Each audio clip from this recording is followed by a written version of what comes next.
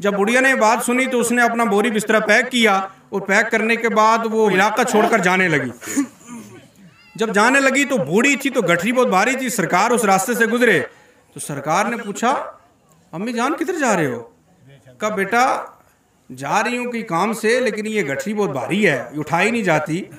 तो सरकार ने फरमाया, आप अगर इजाज़त दें तो माई ये गठरी मैं ना उठा लूँ? है, बिल्कुल उठा लें, आप ले चले, मैं आपको मजदूरी दूंगी।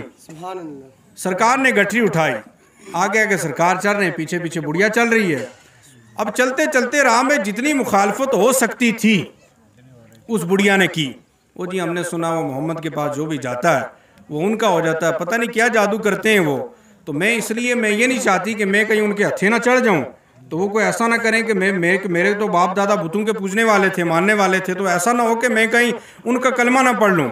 सरकार सुनते रहे, क्योंकि मेहरबान रसूल जो होए, रहमतुल लिल आलमीन जो होए ना, सुनने के सुनने सुनने सुनने वो वक्त आया जहाँ पर बूढ़ी ने रुकना था। तो बूढ़ी ने कहा, बेटा आप रुक जाएं। जब रुके तो रुकने के बाद सरकार वापस जब तशरीफ ले जाने लगे तो बुढ़िया कहने लगी, बेटा जा तो रहे हो लेकिन मजदूरी तो लेते जाओ।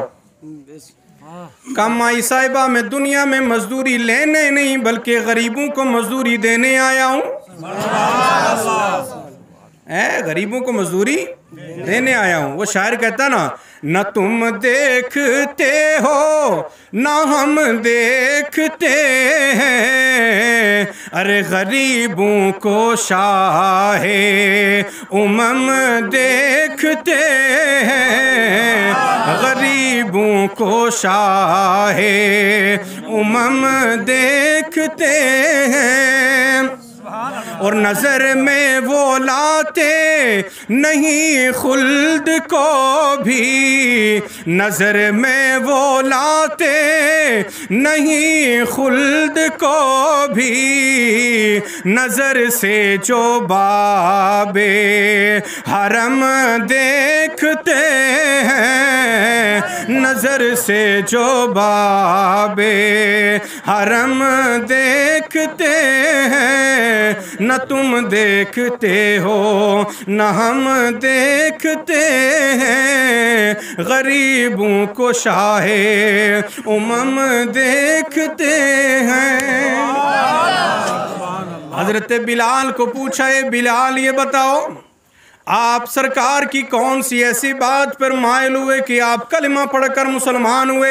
हज़रत बिलाल कहने लगे, मैं बड़ा जालिम एक मालिक का ग़ुलाम था। मैं जनाबे वाला सर्दियों की रात थी, शिद्दत का बुखार था, मेरे मालिक ने मुझे कुछ जौ दिए और देने के बाद कहा, बिलाल रात भर को तू चक्की चलाएगा, ये जौ पीसेगा। मुझे एक तो शिद्दत का बुखार था, साथ में सर्दी भी थी। मुझे साथ में जब चक्की चलाने लगा बुखार की वजह से नींद आ गई। जब मुझे नींद आई तो इतने में मेरा मालिक आया, उसने मुझे देखा कि बिलाल सो रहा है। हजरत बिलाल कहने लगे, पाँव की ठोकर मार के मुझे उसने उठाया और उठाने के बाद मेरे बदन पे जो कुर्ता था वो कुर्ता भी उतार दिया और कहने लगे, बिलाल रात भर को इस ठंड में तो बिना कुर्ते के चक्की चलाएगा। अल्लाह अकबर। हज़रत बिलाल कहते हैं कि इतने में मेरे मुक़द्दर का सितारा चमका, मैं रो रहा था, चक्की पे चला रहा था, इतने में सरकार बाहर से तशरीफ़ ले जा रहे थे। मेरे रोने की जब बात सुनी, आवाज़ आई तो सरकार अंदर आए। मैं नहीं था जानता ये कौन है, मैं जानता नहीं था ये कौन है। सरकार आए, पूछा गुलाम क्यों रो रहे हो? तो मैंने कहा क्या बताऊँ, एक तो शिद्दत का बुखार है, सर्दी का मौसम है, चक्की भी चलानी है, चल नहीं रही। तो सरकार ने इतनी बात सुनी और भूखा भी हूँ, तो इतनी बात सुनकर सरकार चल दिए।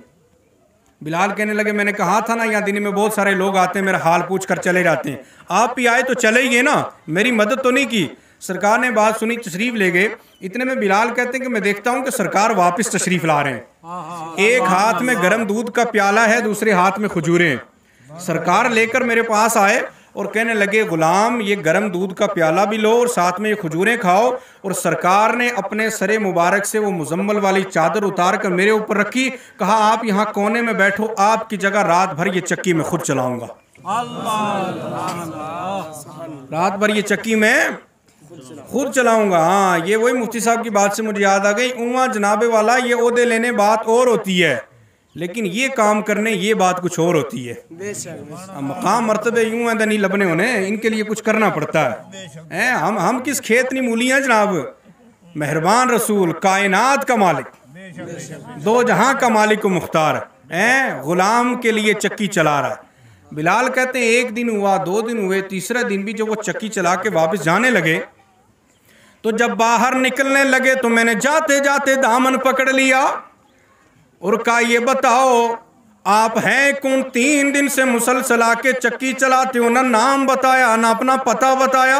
इतना कहना था कि सरकार ने इरशाद फरमाया गुलाम मैं वही आमना का चांद हूँ जिसको मोहम्मद अरबी कहा जाता है।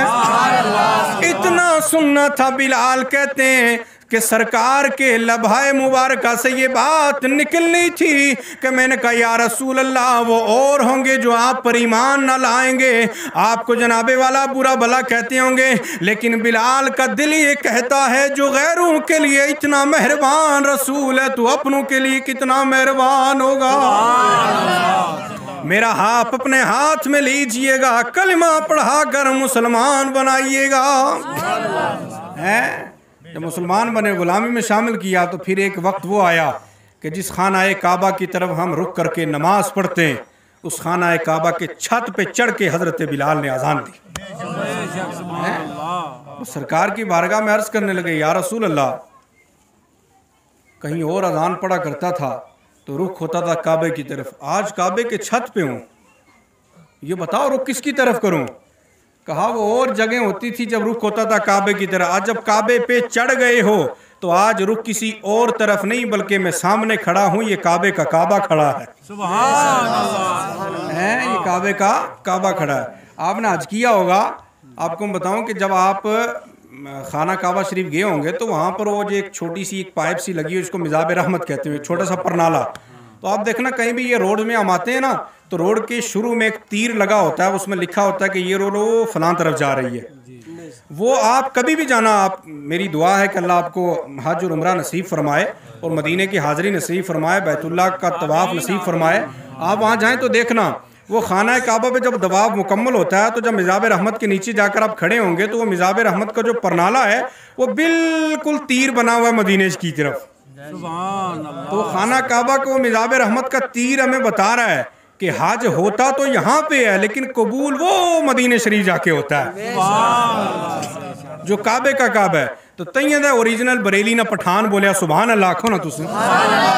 हाजियो आओ शहर शाह का रोजा देखो, अरे काबा तो देख चुके काबे का काबा देखो।